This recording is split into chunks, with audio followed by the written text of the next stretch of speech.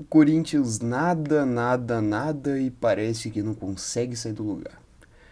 Depois desse empate tenebroso contra o Juventude e uma rodada terrível, com todos os times lá de baixo vencendo, adversários diretos contra o rebaixamento, o Corinthians cai para a 18ª posição e depois de algumas rodadas de respiro, está de volta na zona de rebaixamento. Nesse vídeo hoje eu vou discorrer um pouquinho sobre o que foi o jogo contra o Juventude e como fica essa situação do Corinthians nesse novo formato aqui do canal, o último terceiro formato, né? Eu vou trabalhar aqui com vídeos produzidos, pós-jogos, e esse formato aqui que eu vou pegar algum tema em específico e discorrer num vídeo um pouco mais simples, por aí vai. Enfim, roda a vinheta.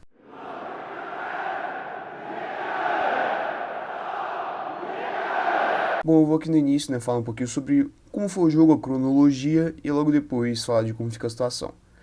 O Corinthians ele começa um pouco mal, né? O Juventude começa melhor o jogo e acha o gol num dos vacilos da zaga do Corinthians, que estava deixando muitos espaços. O zagueiro ele ia caçar, né, a bola, o André Ramalho ele faz muito isso.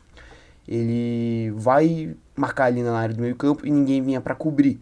E aí abriu alguns espaços, principalmente ali na lateral esquerda, porque o Hugo tinha subido, não voltou e o Wesley não marcou, decidiu não marcar. E aí o Juventude consegue achar o gol.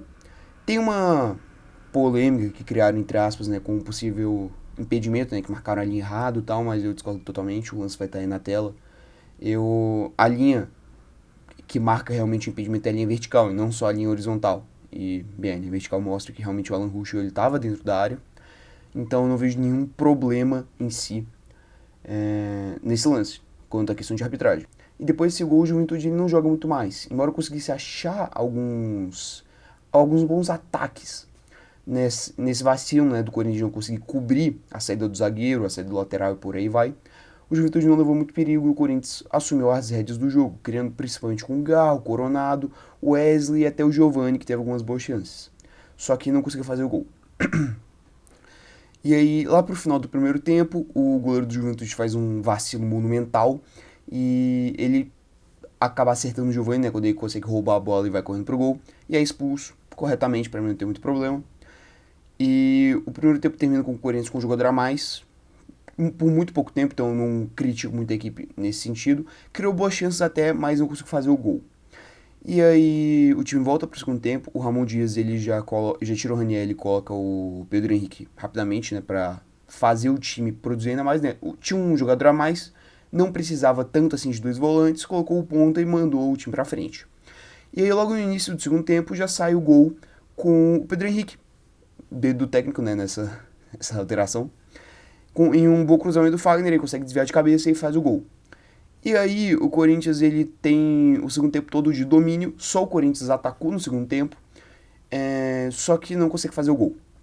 Tem o segundo lance polêmico de arbitragem, que na minha opinião a arbitragem errou, em que o jogador do Juventude ele abre o braço dentro da área, perdão, né? O jogador do Juventude ele vai tentar cabecear a bola, só que ele acaba errando o cabeceio e aí a bola pega em cheio no braço dele que estava aberto.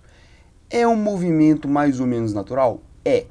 Porém, no jogo de Cruzeiro e Juventude mesmo, próprio Juventude, aconteceu um lance muito semelhante, foi marcado pênalti.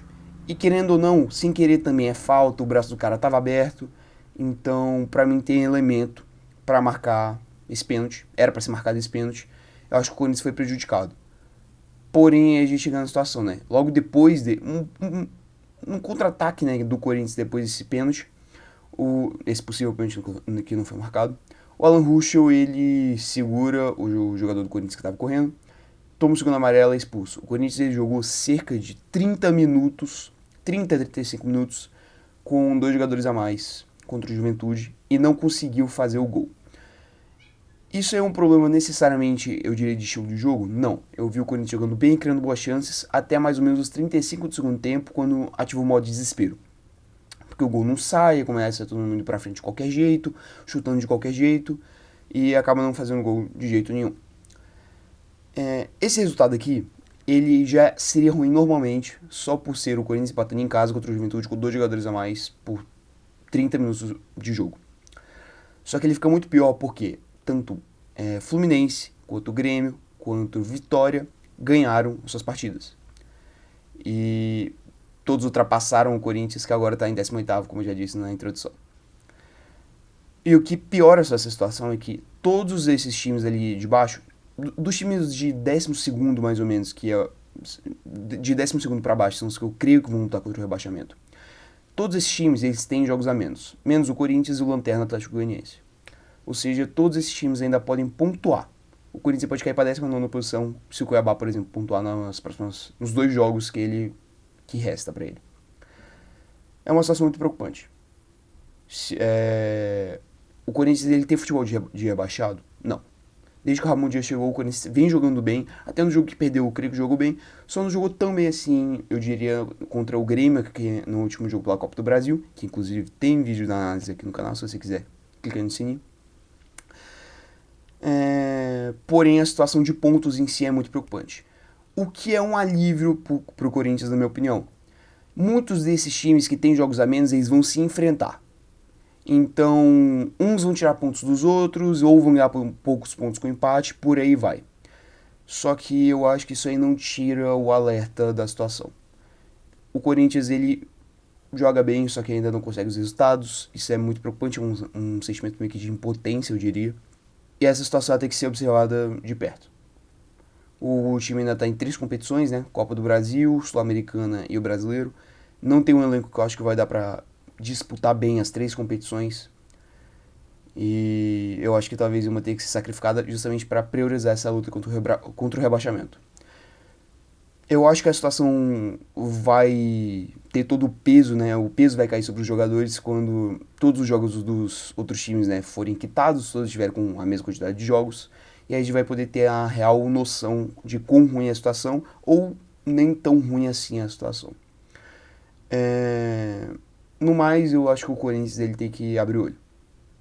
Não é uma situação confortável e todo time grande que luta contra o rebaixamento e ele vai empurrando pra frente a urgência de aceitar, tá bom, a gente tá nessa situação perigosa, a gente tem que abrir o olho, a gente tem que fazer alguma coisa, tem que reagir, e não vai conseguindo, igual a situação do Corinthians.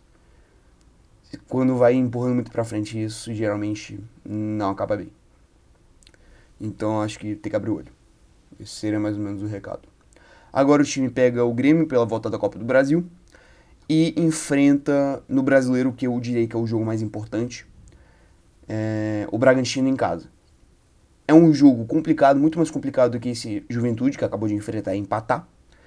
Porém, justamente por esse empate contra o Juventude, eu acho que esse jogo do Bragantino ganhou uma urgência muito grande.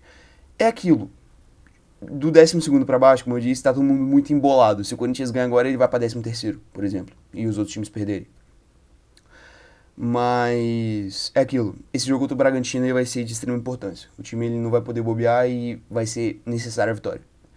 Se eu não me engano, já tá sem coronado, isso aí que é certeza, e se eu não me engano, o Garro também, que é todo o centro criativo do time, também tá suspenso por amarelo. Não tenho certeza dessa informação do Garro, mas enfim. Esse jogo aqui contra o Bragantino vai ser de suma importância. Se não ganhar esse jogo, vai ficar complicado. Mas é isso. Esse aqui é um início desse vídeo aqui que eu comento um assunto específico por um curto período de tempo, né? Um vídeo mais simples. Se você puder contribuir com o seu like, sua inscrição e ativar o sininho aí para ajudar o trabalho. Pô, ajuda o trabalho do amigo, por favor. Enfim, é isso. Muito obrigado e tchau.